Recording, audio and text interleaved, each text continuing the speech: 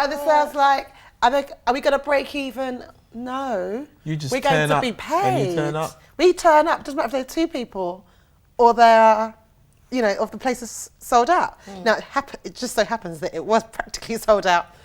But that was like, you know, we were like, oh Lord, now that you've done it. When I came to that event, Yeah. I thought, hang on, this is supposed to be a music festival and we've got just one choir.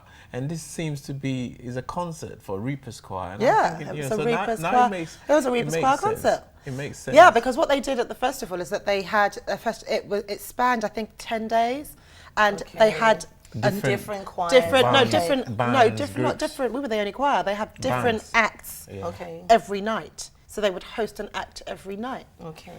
So you get that email coming through and you say, and then you're like, okay, God. I hear you. I hear you. I know what you're up to. I understand. I see what you're up to. And if I hadn't left law at the very time I did, I wouldn't have had the time and the energy and the opportunity to get ready for all that influx of work. I mean, we were getting quite a bit of it as it was going on, but it just went whoosh. And then we wouldn't have had the time to do the album. And that's really, really significant. And this I would really say is so important to understand, so that we learn to listen to God's guiding for each person. Yeah. Don't just follow the blueprint that somebody else has created. You've got to listen to God for yourself and for where he's leading you. Yeah. Because at that moment, if I hadn't listened to the direction that he was guiding me in, I wouldn't have done the album. The album was the last thing on my mind when it became clear that that's what we had to do. And I was like, really, in fact, the day that I discussed it, my heart actually sank, because I was like, the amount of work and effort and money that's going to have to go into this. But then we were in the middle of the album, and then we're nominated for awards in the States.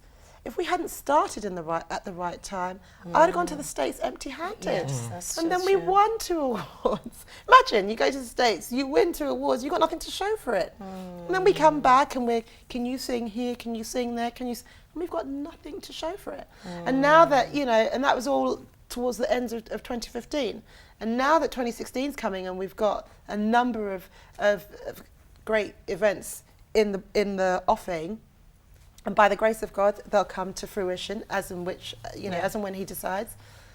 Again, you've got stuff to show for it. But if I'd kind of kicked up my feet against the time when it was time to go, then it just wouldn't have happened. Wow, you know what? This is a message in its own, you know, how we can, but it's also a message in its own. It's so important for you to be at the place to hear from God. And again, you know, it's a point for us to make or make note of, especially at this time of the year. We have 12 months ahead of us. And, you know, you don't want to leave another 12 months.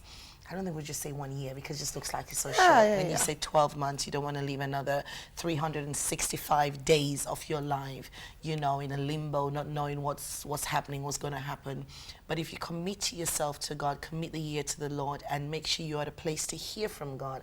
I mean, one of the things that I've discovered lately, and this is really, really not the typical church language that we have been taught. God speaks to everyone. He really does. Christians and unbelievers. He speaks to people when they're angry. He speaks to people when they've stepped out of line. I mean, he's always speaking. So I need you to know that you don't have to be for a particular title, you know, to hear from God. As long as you position yourself, he would speak to you and give you directions for this year. Like you've said now, Absolutely. you know, if you hadn't heard from God, you wouldn't have been able to accomplish some of the things that you've been able to accomplish so far. And you wouldn't have had some things at hand, you know, to show for. And so, you know, the steps of the righteous are ordered by the Lord. You know, when she says one of the things I've discovered lately, Yeah. The moment she said, I'm not going to say anything deep, so don't get too excited. The moment she said one of the things I've discovered lately, I thought she was going to talk about health food, because every time she says that, she's going to talk about some tea that she's found that does all these amazing things to your body. He's really hungry. No, let's just go for a break. Okay, we'll be right back after this.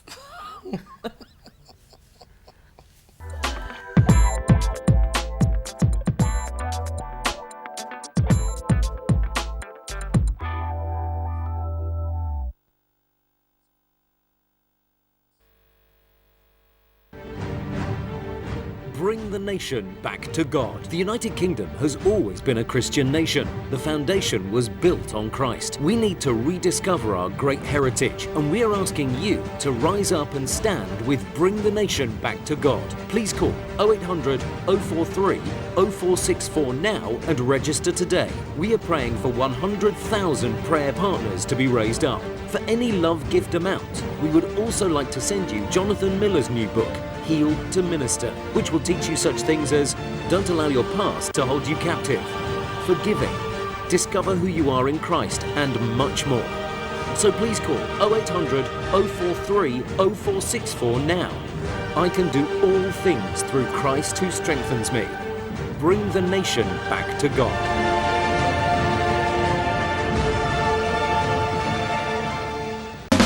Exclusive Events Hire Services, adding class to your events. We offer a one-stop service to all our clients. Our team is formed of the best of the event industry. It would be our pleasure to put our extensive experience and expertise to work for you. We manage and plan weddings, birthdays, christenings, anniversaries, celebration, parties, team building events, and many more. Today for a quotation on 0207 064 9929 or 07540 254 342 or 07956 821 246, or visit us on our website at www.eehireservices.co.uk.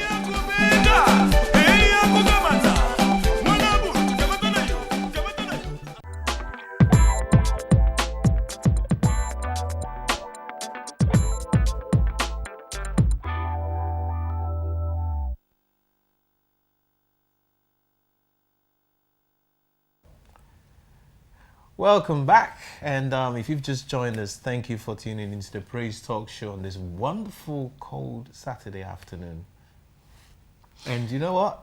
We've been talking to Anu or no? Omideye. Omideye. We can only do two, because she will only do three.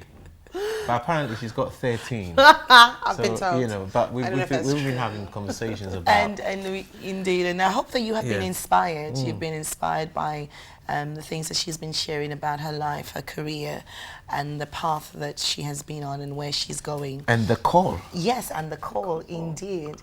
You're now in full-time ministry. I am. Okay. I am. And previous to that, you know, I'm quite interested to know about your law background, you know, some of the things that has pulled you from that into ministry. Because I know we've had a previous conversation where you've talked about being a criminal lawyer. You got to a place where you wanted to stop meeting people when they committed the crime, and you wanted to get them out of trouble or meet them before they get into... All right, I just want to make it entirely clear that everybody that I represented was always innocent. Okay. That's why I was a criminal. You are a criminal defense lawyer. Right? All right. So I just want to make that clear. You have a credibility to maintain. Right. Okay. Hi to all of you out there. Now that you put a disclaimer. Now that I know, now that everybody knows where we are. Yeah. No, speaking seriously, yeah, what I was saying and what I will always maintain is that by the time you get to a criminal court, somebody's in trouble. Yeah. On whichever side. Yes, definitely. You know, somebody's always in trouble. And you know, it's the kind of trouble that's miserable. And you know, by the time I took a pause or a halt to my career, you know, I was dealing with offences that if they went south, you know, people were looking at 10, 20, 30 years, big time, big bird, you know, as they call it, in prison. Life, quite frankly. But with the periods, the minimum period determined. So when you're seeing people every day or dealing with a few people a year who are in those situations, they're obviously, the currency is misery. And you want to get to that point where you don't want to wait until you're in the cell speaking to someone and trying to help them, whether they're guilty or innocent, or they're in that predicament. You want to get there well before that circumstance has arisen, which has led to a decision that somebody's taken, which has led to somebody being charged with a criminal offence. And you know, I think there was a particular case that, well, a number of cases, I think cumulatively, but there were certain cases that really stand out, the details of which I obviously can't discuss. But when you are looking at all the situations and they are a reflection of our society, and they really are, and you know, and it's easy if you've never been in trouble before to say, oh well, those people there will end up in trouble. I've represented people from all walks of life, all races, all social standings, all, you know, at all levels. So it's not just, oh, you know, working class or whatever. It's not the underbelly of society. It's just ordinary people like you and me that somewhere or another in their life, something's gone wrong. And you know, the phrase, but by the grace of God, there go I, is really applicable. And when you see that and you see the reflection of society in those set of circumstances, you think, God, where are we? You know, where are we? I mean, you know, you do cases where, for example, sexual offences are alleged, and then you get to see the kind of the common behaviour. And you know, I'm not, you know, we're all Christians here, but I'm not going to pretend, you know, to be pious or prudish about it. But even by ordinary people's standards who are non-Christians, it's just gone mad, way out there, like way out there when children, you know, and you know, very young teenagers think it's perfectly acceptable, it's just normal behaviour to engage in sexual intercourse with numerous people that they've only just met. I mean, it's that kind of thing that you think, well, this is serious. We need to get there beforehand. We need to influence society. We need as a church, and I often think as a church we're just sleeping. You know, we're so comfortable hearing amazing sermons, really cleverly constructed sermons. And I'm the daughter of a pastor, so I'm in the business, you know, so really cleverly constructed sermons, amazing gospel music with fantastic musicians, and musicianship goes all the way through it, and we're just really comfortable. That sounds really great. Oh, I felt really blessed today. You're not making not even one impact on a life that's outside of your sphere. It's really interesting. It's not enough for me. It's not enough for me. It's interesting to hear that coming from you, one as a professional, as a barrister, as a lawyer, and as a Christian, because I'm trying to put the two together. And as a Christian and as a lawyer, obviously, there must have been times when you felt there was some kind of, I don't know, conflict. Listen, yes, somewhere along the line. But this is the truth, and this is the honest to God truth. God's justice is not our justice. It really isn't. It really isn't. There's the law and then there's justice. The law serves a very important purpose, but it doesn't always work that way. And I won't go into detail now, otherwise we'll be here all day. But, you know, I always put my cases and said, you know, when you first start, every lawyer wants to win. We're competitive by nature. It's just the way it is. You want to win your case. You know what I mean? No matter what happens, I want to win, I want to win. I mean, praying, you say, Lord, I want to win. It's based on it's reputation. Adversarial, exactly, and it's based on reputation. But then you get to a point where you say, as I would say, Lord, you know, I'm doing this case. Do justice. According to whatever you feel justice is, let that be done. Just make sure I do. Just help me to do a great job. Help me to impact. And you know, I will see clients that I've represented years ago. I'll bump into them at train stations or what have you, and they'll be like, oh my God, Anu, I've got a job, I'm doing this, I'm doing that, you know, I'm totally out of it, I've got a family, I've had my children, and da-da-da-da-da. And you never know how many lives you've impacted. And then the other thing is, because people always just say to me, oh, how can you represent people if you know they're guilty? Well, first of all, no one's clever enough to tell me that they're guilty and expect me to still represent them on a not guilty trial. But the other side of that coin is that there are so many innocent people who are in prison. So many. And so there are, it often isn't very clear cut. It just often isn't very clear cut. And I think the basis of any democratic society is that everybody deserves good representation. Otherwise, you start going down the horrible slippery slope road where lawyers will start taking cases that they only feel are meritorious. And if a lawyer will only take your case if he thinks you can win, where are we? Where are we as a society? So it's very important. It was a service. In fact, it was a ministry. Did you see your position as one of, obviously, all lawyers are advocates, but as representing the what word am I trying to use here? You know, I only speak English on Saturdays, you know, so sometimes I forget some words. But you know, as representing those without a voice. Thank you. Yeah, That's the phrase I was looking for. Absolutely. Absolutely. Even you though really there might be whatever they are. But yes, absolutely. Still, and I tell you, they're lacking a voice in some area. And I tell you what, criminal barristers and lawyers all over the country work tirelessly. Doesn't matter where they come from, whatever their faith, religion, creed, they work tirelessly to give those without a voice the voice that they need in their moments of trouble. It's a serious business, serious job. You know, is there a phrase or that I like in law, which is pro bono. That's free. I'm sure everybody on the other side of a lawyer likes that phrase. We lawyers, we don't like that phrase so much. No, there's certainly a time. There's a time and a place for pro bono. Have you taken on Absolutely. stuff that you think, no, I mean, this is not about the money, because I know that I would make some kind of impact. Well, in this criminal life. law is all publicly funded, so it doesn't quite work like that. But listen, I mean, we do a hell of a lot of free work. You know, every criminal lawyer is doing work over it's and not above.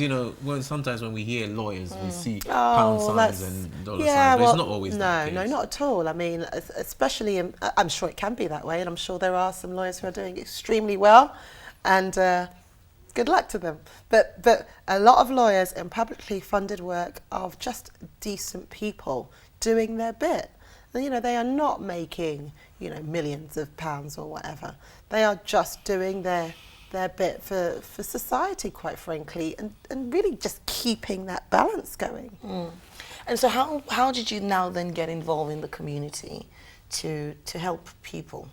Oh well, once everybody knows that you can stand up and talk, then they want you to come and stand up and talk for the community, okay. and that's what it's all about. That is the way it should be.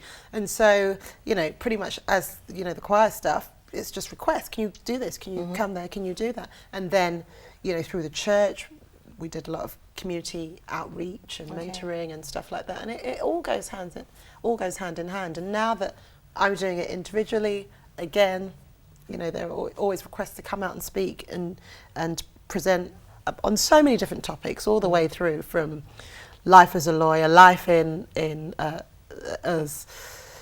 on boards of directors, because I've been on several boards of directors in one capacity, including in my chambers. I was on the board of directors there for 6 years, and I was the youngest at the time. I was the only black person at the time. I wasn't the only woman though. But I was one of a few women. Okay. But that kind of thing. So you do that, and people want you to come and help. And why not? You should. That's what you're supposed to do. The other challenge that I think a lot of people also have is wanting to reach into the community, but they don't know how to start. Right. People might have a heart. Yeah. Especially for young people. Yeah. And they don't know where to start, how to start. And so what can you say to someone that's looking to do that? I would say find out what your community needs, because I find that we are very good at, as Christians particularly, at telling the community what we think they need. So plug in, do your research, find out who your local MP is, find out what your local community groups are, find out what the need is in your area. I mean, you may want to feed the homeless, but you actually might be living in an area that's relatively well off in terms of that, but they need people to look after children. So find out what your area needs. Reach out to those who are already working in your area, find out how you can assist, then go back, get, your friends together or your church or your community together to club together and help, and then do exactly that. Wow. You know what? That is great. We could talk to this woman forever and ever and ever. She's such an amazing person Thank you. to talk Sounds to. like the anthem. But you know what? We might actually have the artwork for this. But in all of that, and as she's mentioned, she is now a full-time minister called by God Yay! to do the work. Okay, I've never heard you speak like that, Uncle Charles. Through music. Oh my God. Through music. I think you've influenced him. So basically, Reaper's Choir, Yes. amazing choir. Thank you. I've been at their events. They're such an amazing choir. Thank They you. have this album out. Is an album called Light Through the Tunnel. Why Light Through the Tunnel? Well, I would have hoped that everything that you've heard from me in the last hour or what have you just shows that that's what I'm about, helping people in their time of need, really, really getting to them. And we wanted to create an album, as I said, that reaches well beyond the church walls. And thankfully, it is doing that. And we want them to benefit from this light, which is coming from above, which is God. We want to draw them, not to ourselves, but to that light, so that whatever difficult situation they're in, they can, through the power of God, we pray in the music, be drawn to Him and in their situations. And we are getting a lot of feedback saying that I was in a really dark time, I'm listening to your album, it's carrying me through, God is speaking to me through that. It's wonderful. And I can guarantee you love this album because he's got some amazing collaborations on there as well. Yes. And some great songwriters on this album, featuring Noah Robinson, Tracy Campbell. You know one of my favorite songs, and if not my favorite song on the album, can you guess? No Fear. I like No Fear. Oh, okay, But okay. also Lead Me Lord. Your dad wrote Lead Me Lord. Yes. It's That's such an amazing that track. to me. It's such an amazing track. It's incredible. You definitely need to listen to this album, I'm telling you. Can I quickly tell the story Yeah, of that? yeah. My dad wrote Lead Me Lord like 30 years ago. And, myself and my younger brother and one other guy from church, we kind of brought it up to 2016 or 2015 because that's when we recorded it.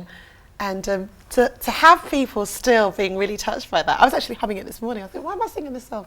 Just to have people being touched by that. I play from that something song that. See what I'm talking all about? the Legacy. time. See All what the I'm talking time. about? That's Legacy. Wow. So he is up there listening, watching people, listening to what he did. Wow. Thursday. I think it's Listen, go check out this album. Great album. The Reaper's Choir, led by Anu Omideye, Light Through the Tunnel. Thank you. Google it. It's on iTunes. It's on Amazon. You can download it, or you can buy physical copies Yeah, as you can. well. If you go into the website, we've got a link and it'll take you And right invite through. them. Invite them to your churches. Yes, invite them to your absolutely. events. How can Yeah. people get Yeah. in touch with you? Listen, even number 10 invited them. That's right. They're that good. You didn't Thank want me for to the talk Prime about number Minister. 10. Yeah. You can get in touch with us at thereaperschoir.co.uk, www.thereaperschoir.co.uk. We're on all social media, Facebook, Instagram, Twitter, at The Reaper's Choir. And, I'm there at Anu Omideye. I also can come and talk if you don't want all of us.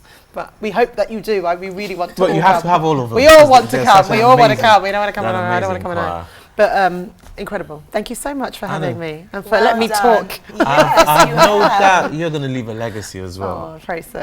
And keep on doing what you're doing. Thank you so much. And say hi to the rest of the choir I for will us. do. Amazing. Thank you so much. Nice Thank having you. you. It's Thank wonderful, you, Uncle Charles. wonderful talking to you. Thank You know what? Remain inspired, remain blessed until we come back your way next week. Lots of love and bye for now. Take care. Bye-bye.